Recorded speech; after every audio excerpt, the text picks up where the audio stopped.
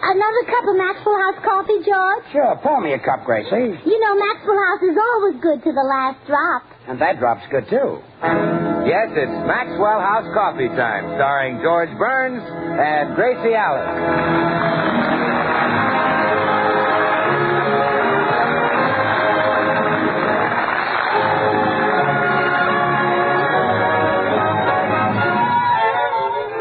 'With yours truly, Bill Goodwin, the music of Meredith Wilson, Mel Blanc, and our guest star, Eddie Cantor.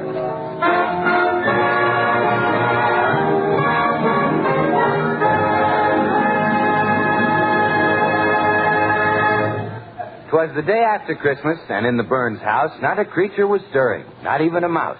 Oops, my mistake. George is stirring. You know, Gracie, I just can't get over this beautiful Christmas present Eddie Cantor gave me. $110 smoking jacket. Yes, it's hard to believe, all right, but there's the price tag hanging right on it.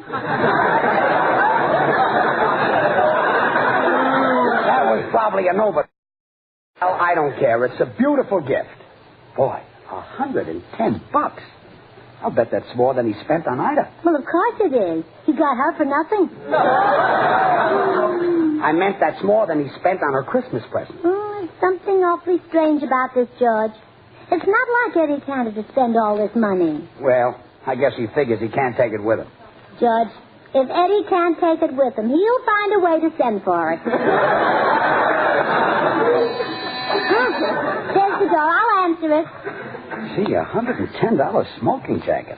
No more of those 2 for nickel cigars while I'm wearing this. From now on, I smoke only Royal Havana Super Deluxe King Special.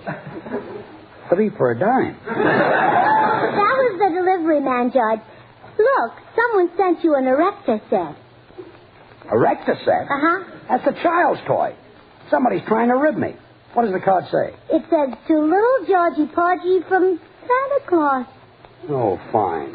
George, did you write Santa Claus a letter?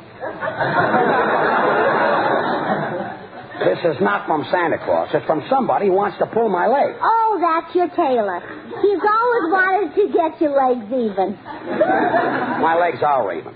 Some wise guy. Anyway, this erector set just makes me appreciate Eddie Cantor's gift all the more. $110 smoking jacket. Now, there's a present. Oh, well, don't feel so bitter about this erector set, dear. Maybe it'll be lots of fun. Look at the things it says you can make with it. A teeter-totter. A teeter-totter? Oh, jolly. Won't the fellows at the cigar store envy me when they see my teeter-totter? Well, now just I'll hide it behind my back and say, guess what, fellows? And they'll say, golf clubs? Fishing tackle? And I'll say, no, a teeter-totter. Oh, I'll answer it, dear. You play with your erector set. Play with it, my foot. I wouldn't touch the silly thing. Good morning, Mrs. Burns. Here's your mail. Oh, thank you, Mr. Postman. Well, how do you feel? Did delivering all that Christmas mail wear you out? Oh, yeah. My feet have blisters that belong on a B-29. Oh, you poor man. I delivered more mail than Bing Crosby's obstetrician. Well, I hope Santa Claus is good to you. Was there something nice in your stocking yesterday morning? Yes, but there was something horrible in my wife's stocking. Oh, what was it? My wife. How about your Christmas, Mrs. Burns? Was the jolly old gentleman with the big tummy good to you? Oh, George is always good to me. This year he gave me a lovely gold bracelet. I picked it out myself. Then it wasn't a surprise? Well, it will be to George. He doesn't know about it yet. And right now I don't dare tell him. He's in a pretty bad humor. How come? Oh, some practical joker gave him a child's toy for Christmas. One of those erector sets. George is furious. I pulled a similar joke on my wife Bertha one Christmas. I gave her a broom. Well, what's wrong with giving your wife a broom? It had a saddle and stirrups on it. Bertha was mad as a hornet. Well, I'll bet it handed you a laugh. Laugh, I thought I'd die. And so did the doctor.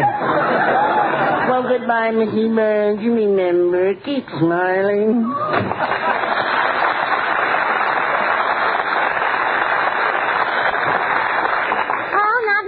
No, George. Just a few late Christmas cards and... Why, George! I made a teeter-totter. And I did it in 6 minutes flat. Oh, I'm proud of you, darling. Only 6 minutes? Why, it says right here in the box, to make a teeter-totter should take the average child about... Well, it's new to you. What does it say the average child should take? 30 seconds. Well, anyway, this thing is sure a lot of fun. And now I'm going to start a steam shovel. Come in. Mr. Burns? Yes, what is it, son? I believe you've got my electric set by mistake. Huh? My name is Georgie Lemaire, and I live across the street. And the delivery man says he got the wrong house and left it here. Oh, we're sorry it happened, little boy. Put it in the box, George, and give it to him. Wait a minute. Look, kid. How would you like to have a nice smoking jacket? $110 smoking jacket. No, sir, I want my electric set. Well, give it to him, George. But, kid, look. This smoking jacket is from Eddie Cantor. Who's he?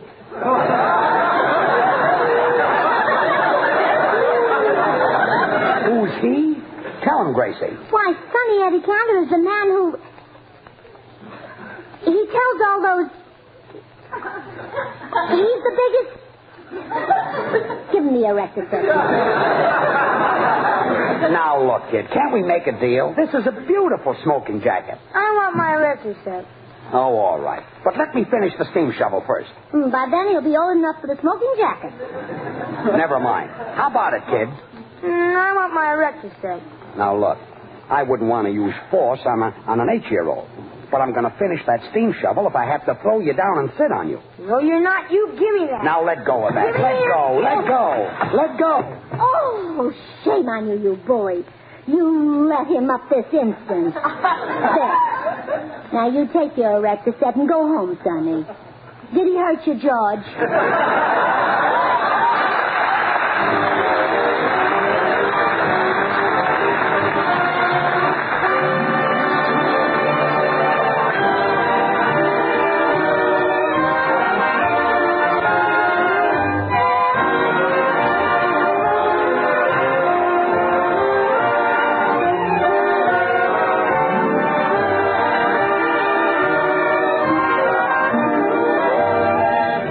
Skies smiling at me. Nothing but blue skies do I see. You know, Meredith, I guess that's one of the gladdest and happiest songs I've ever known. That it is, Bill. And with New Year's Eve less than a week away, it's mighty timely, too. New Year's Eve. That's the great American night for ringing out the old and ringing in the new. Yippee. Blue days, all of them gone. Nothing but blue skies from now on. Yes, Meredith, it's one night in the year when all of us can see that silver lining. When hope and optimism and good cheer are really riding high. Makes you understand why the celebration of New Year's Eve is such a happy and joyous part of the American scene. And that brings to mind how Maxwell House coffee is a very real part of the American scene, too. We Americans love coffee, have made it our national drink. And more people buy and enjoy Maxwell House than any other brand of coffee at any price. North, east, south, and west, it's Maxwell House wherever you go. Flavors behind this great popularity story, of course, the rich, vigorous Maxwell House flavor that results from the masterful blending of these selected Latin American coffees. Manizales for mellowness.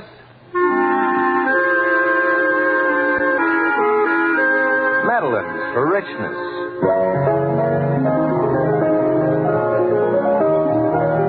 Other fine coffees for vigor.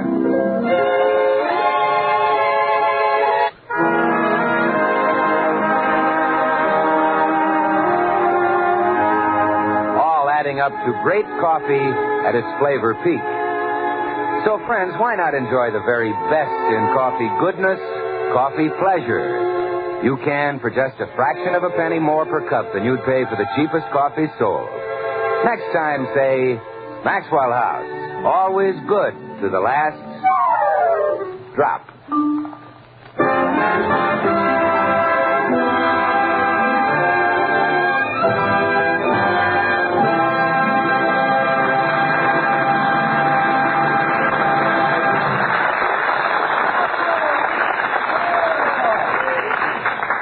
Darn, kid. He would have to come after his erector set just when I was getting interested. Oh, well, never mind, dear. You'll get over it. But I wanted to finish that steam shovel. Oh, well, there. Mama will make some ice cream and let you lick the dasher.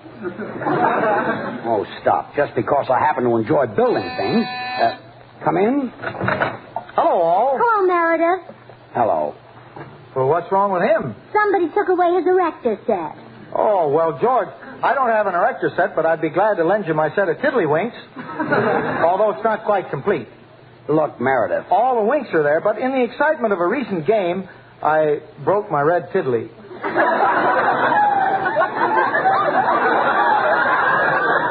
Meredith. Or you might be interested in a Cupid doll I have, which when patted on the stomach says mama.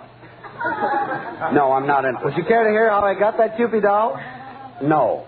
It was at the Saragordo County Fair back in 1928. There was a booth there where for a nickel you could buy 3 baseballs, hurl them at assorted knickknacks, and keep whatever knickknack you knocked over. I purchased 3 balls and let fly with the right goodwill. And you knocked over the Cupid doll. No, I knocked over J.C. Tolliver, a local apothecary. He was at a nearby booth eating hot buttered popcorn. My goodness. Undismayed, I cut loose with the second baseball. Oh, and that time you got the Cupid doll. No, got J.C. Tolliver again. He was bending over to pick up his hot buttered popcorn. Show me how he was bending over, Meredith. Like this, George. Ow! Goodbye, Meredith. Goodbye, all. Oh, yes.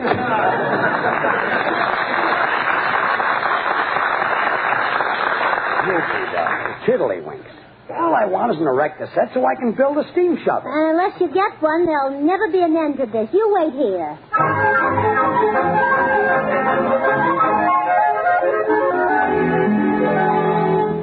Gee, Gracie, you shouldn't have done it. Well, George, I knew you wouldn't be happy until you had an erector set, so I went to the store and got you one. Boy. Hey, where'd you get the money? I traded the smoking jacket for it. You traded Eddie Cantor's $110 smoking jacket for this erector set? That smoking jacket didn't cost $110, dear. I talked to the man Eddie bought it from. But it had a big price tag on it. He bought that from the same man.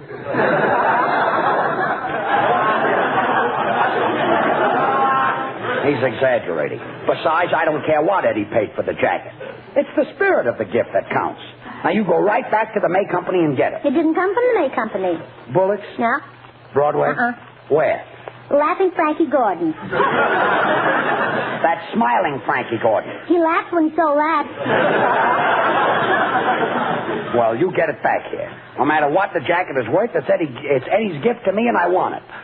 Besides, I don't believe all that stuff about a free trip to Azusa and a set of dishes. Eddie Cantor's got plenty of money, and he... Come in. Oh, Merry Christmas, George and Gracie. Merry Christmas. Well, Eddie.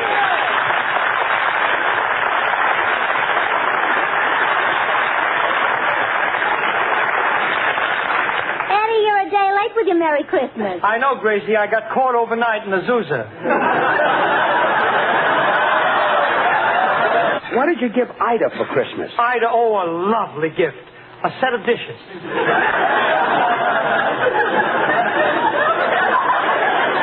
I thought so. And how about your 5 daughters? Well, to Janet, the oldest one, I gave a beautiful pocket knife. Then to each of the other 4 girls, I gave a box of cigars. Cigars? Money is no object to me. But, Eddie, your daughters don't smoke cigars. Their husbands can smoke them. But won't the cigars be awfully stale by then? You'll be dead and buried by then. Oh, yes, oh, yes. But enough about my Christmas. Did you get the smoking jacket I sent you, George? Oh, yes. Thanks, Eddie. Oh, that's all right. What's $110 a month, friends? Who said anything about $110? The price tag came off?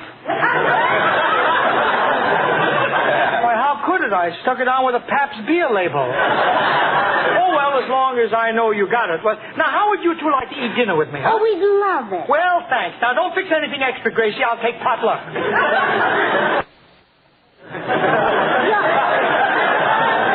You're eating here? Well, yes, I want to see George in that beautiful smoking jacket I gave him.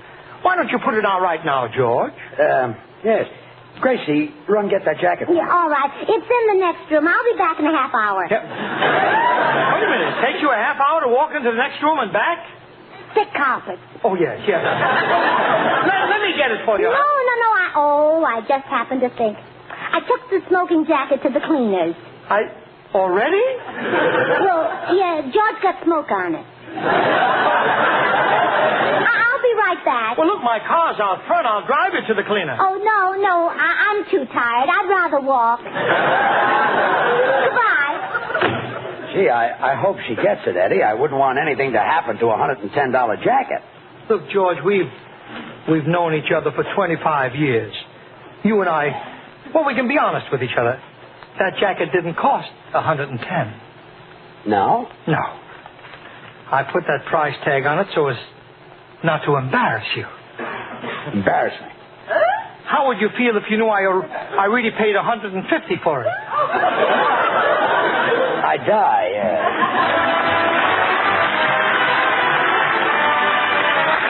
They say it's wonderful. Our nomination for the best song of 1946, Meredith Willson and his music.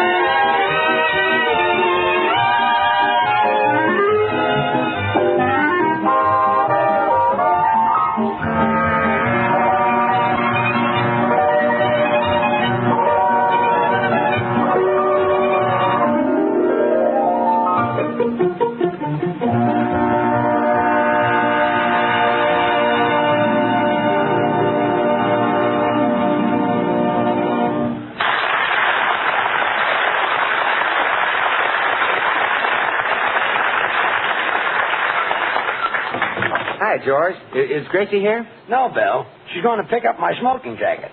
You know Eddie Cantor, don't you? Oh, of course. Hello, Mr. Cantor. Oh, Bill, my boy, how are you? Looks good. Haven't been by to call on my daughters lately. Oh, well, as a matter of fact, I did call on your daughter Janet last night. You weren't there. I know. I spent the night in Azusa. Bill, did you have a good time with Janet?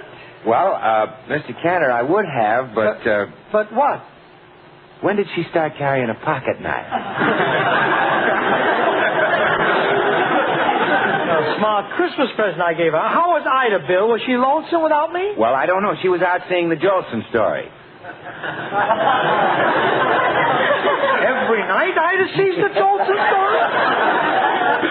She getting passes? Tell me, were the other girls home? Oh, yes. They introduced me to a game called Break One and Get One. Break one and get one? Yeah. It seems that some schnook gave Ida a cheap set of dishes. And she wanted the girls to get rid of them, so every time I broke one, I got a cigar. A cigar? Yeah, the same schnook gave the girls cigars. I wonder who that schnook could be. Oh, by the way, Mr. Cantor, speaking of the Jolson story, I think they should do a picture about you. No. How would that sound? The schnook story? It's no good. It wouldn't work out. Well, really, I think it's a great idea, Mr. Cantor. Now, Jolson had to have a handsome young fella named Larry Parks to play his part, but you wouldn't need him. That's right. I wouldn't. No, I could do it. You see, they'll photograph me, and your voice will come out of my mouth singing, Ida, sweet as Maxwell House coffee. Wait a minute. That's not what the song says, you know. If it comes out of my mouth, that's what it'll say. Maxwell House coffee is rich, mellow, delicious, the result of careful selection and blending of choice Latin American coffees, radiant roasted to perfection. But Bill, coffee doesn't rhyme with Ida. That spoils the song. Oh, you're right, of course. I have to change that. Yeah. But we'll do it like this. Sophie, sweet as Maxwell House coffee. No. Bill, William, good one. Well, no. what's the matter now? That rhymes. It not only has rhyme, but reason, because more people buy and enjoy Maxwell House than any other brand of coffee in the world. Oh, Bill, stop teasing, Eddie. There's only one way that song can go, like this. Ida, Peter, Apple, South, Oh, Ida.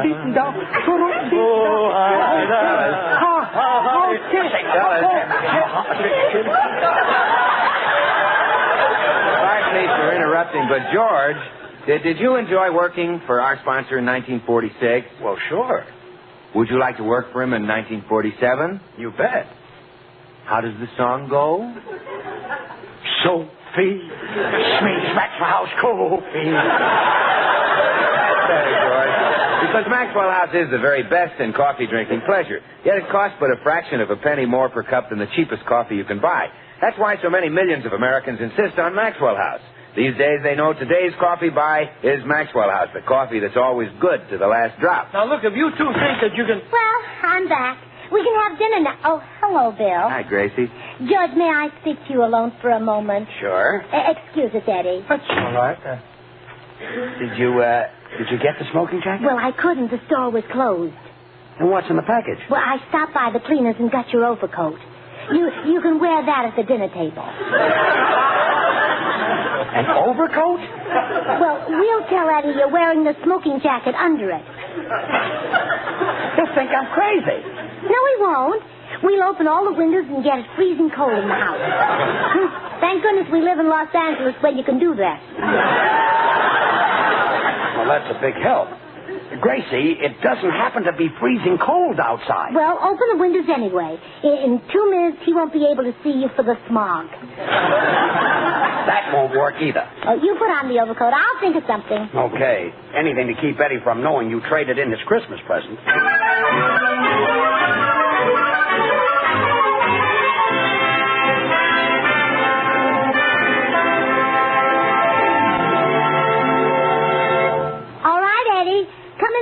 Room. Dinner's on the table. Oh, swell. I can't wait to see George in that smoking jacket. Well, there he is. Yeah, he's wearing an overcoat. Well, naturally. We're having a cold meal. Yes, I'm very sensitive to heat and cold. What does he wear when you have a hot meal? I don't know. Ladies aren't allowed. You like this meal, Eddie? Sliced bologna, cold chicken? Yeah, oh, the chicken's another reason for the overcoat. It saves wear and tear on the tablecloth. How? Well, he can stick the bones in his pocket. It's neater that way. Chicken, Eddie? Thanks. It seems a shame to cover up a $200 smoking jacket. The last time you mentioned the price, it was $150. What a memory. Well, there were a few extras. Special buttons, fancy buttonholes, a $10 tip for the boy who delivered it. Bologna, Eddie? Only the part about the tip. Oh, you're passing the bologna. Thanks. Whatever it cost, Eddie, I really appreciate it. Well, don't mention it, George. I'm just a generous, open-handed type that loves to do things for my friends. Applesauce, Eddie?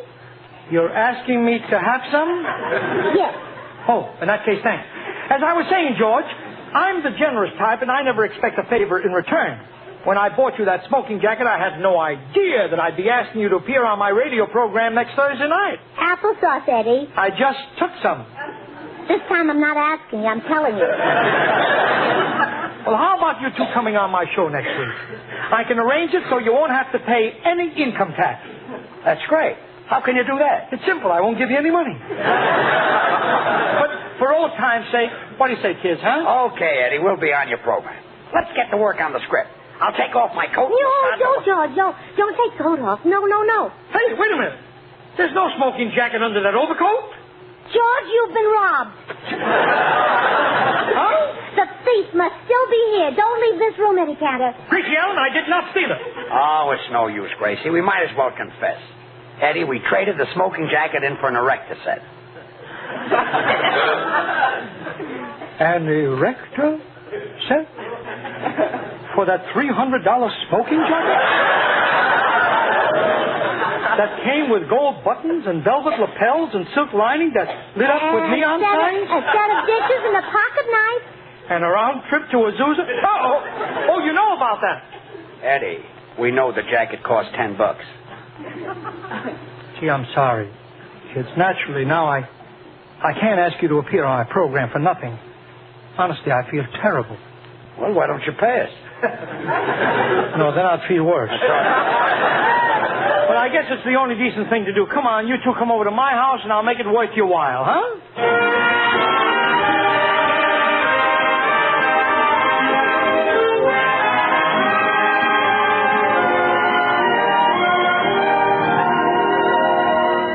Well, thanks again, Eddie. Not at all, Gracie. I'll see you and George on my program next Thursday night. Goodbye. Goodbye, Eddie. Goodbye, children. Well, Gracie, what did Eddie give you? George, I'll never have to ask you for money again. You won't? No. Whenever I want some, I'll just pull this pocket knife on you. Oh.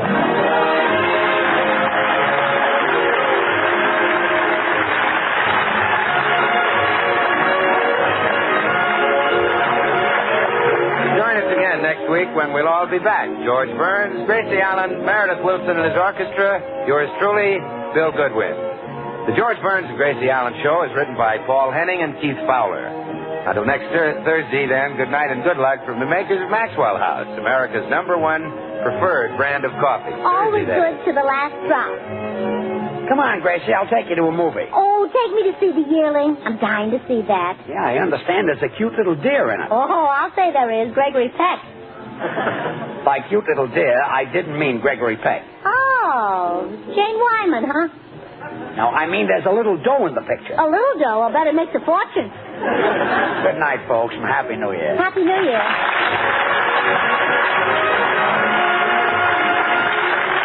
Eddie Cantor appeared through the courtesy of Pabst Blue Ribbon Beer. And now stay tuned in for Noah Webster Says, which follows immediately over most of these stations. Don't ever say that again. Don't ever say what again? No matter how clean I get my wash, it never looks really white. But it's a fact. Not if you blue with La France. La France gets clothes snowy, sparkling, dazzling white. Always? Always. Even when you have to dry your clothes indoors, a La France blued wash is a really white wash. And remember, too, La France gets rid of the separate bluing job. You dissolve La France right along with your soap, and it blues while you wash. Hurrah for La France. The bluing flakes used by more women than any other.